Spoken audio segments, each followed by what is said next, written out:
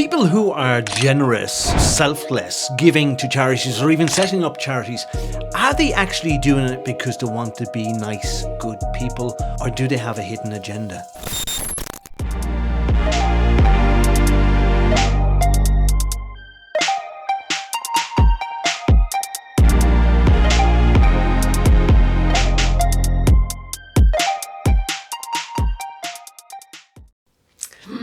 We're the happy headers, and stick with us and we'll tell you at the end of the video. You see, I'm suspicious of people who are nice. I wonder why that is. I don't like people who smile too much. I don't like people who smile all the time. Why do you like me then, Paul? Because I smile all the time. Who says I like you? You do like me. Siobhan, I tolerate you. Put up with you. That's shocking. That's pure We're lies. going to release behind the scenes video footage at some stage, so if you like us, subscribe to us, you get access to that. Yeah, you get to see some of that crack. But people who, Jimmy Savile. Oh, don't. Yeah. He's a horrible name even to pronounce at this time. But yet, when I was a child, when I was growing up, everything on telly was Jimmy Savile, and he was doing everything for charity. He was this guy that was on music shows, Top of the Pops, and he was doing running, marathon runs. The whole community's out following him. He was visiting kids in the hospital. Yeah. Charity, give. But behind it all, he was an abuser. He was a goddamn. Yeah, I swear to God. Like, he did something like 40 million in, raising 40 million worth of giveaways for charity, and he abused 589 victims. That we know of. Yeah. I mean, like, how do you balance that out? You think this guy is just, your absolute hero. He's helping all these children. He's doing such great work. But he abused 589 people. Yeah. Like, so what? So he got into the charity work. It was kind of a framework that gave him access to all of these things.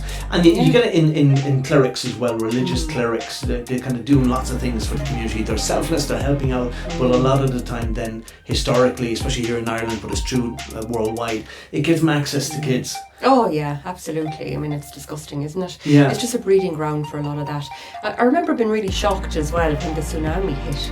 God, that's a long time ago now. It's been nearly 20 years ago. Yeah. Yeah, when the tsunami hit over there in Haiti and everywhere like that, the amount of paedophiles that just took advantage of orphaned children over there as well, it was horrendous. Yeah. And they were out there with the likes of Goal and Trócaire and big charity names, doing good, seemingly. But they were just taking advantage of it. I'm going to be crucified for mentioning those. No, but you're absolutely right. But apart from paedophiles or people who are abusing kids, other people who are not doing any of that, but sometimes people are into charity not for altruistic reasons, but it's what they get out of it emotionally themselves. Yeah. Sometimes I feel, and I've known people who are selfless, almost like martyrs for the community. Oh yeah, I love it. And they're getting approval, they're getting gratitude. Yeah. And this is the thing that they're getting. Yeah. If nobody ever noticed and nobody ever said, thank you, you're brilliant, would they continue to do that work? They wouldn't continue it, no, because I believe that approval and that line of, praise and acceptance and all of that kind of thing is one of our first addictions. Yeah. Good girl, well done, Siobhan. Do you know what? Good. We get this from our parents. When you're a kid, when you're a baby, you want to get their approval of your parents. Oh yeah. Because if you're not pleasing to your parents, they're going to abandon you and let you fend for yourself. And we as human beings, we're quite unique in that. Like most animals, when they're born, become very independent very quickly. Yes, they're up walking. Yeah, we are dependent on our parents. Even our skulls aren't properly knitted together when we're born to facilitate a bigger brain in some of us. But we're dependent on our parents to look after us right through to teenage years and early, and even sometimes people into 30s, 40s and 50s. Yeah. Sometimes, yeah. You see a 40-year-old living with you for some reason. What the hell happened there? Yeah. So, altruism. I do think that many people have this hidden agenda that is kind of spurring them on. And they're kind of insatiable too, because I'd say when they do get this approval, they do get I want more of it. This feels good. Yeah. I want to do more of it. And I did a lot of work myself in the charity sector down through the years, and it is amazing. You get to kind of advocate, I suppose, and I would say that I became quite addicted to being an advocate for the charity. I could really get behind it. And I used to give talks and different things, and I could go on for an hour about how we work with our clients, the type of work we do in the charity. I was great into media and all that sort of stuff. Loved it, you know.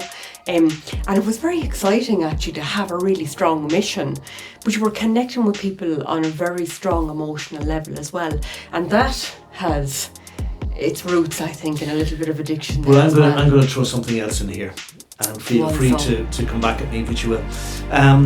Was it you also trying to get justice for people, trying to right the wrongs that have been done in your life? Oh, certainly. Yeah, that makes so much sense, actually. Yeah.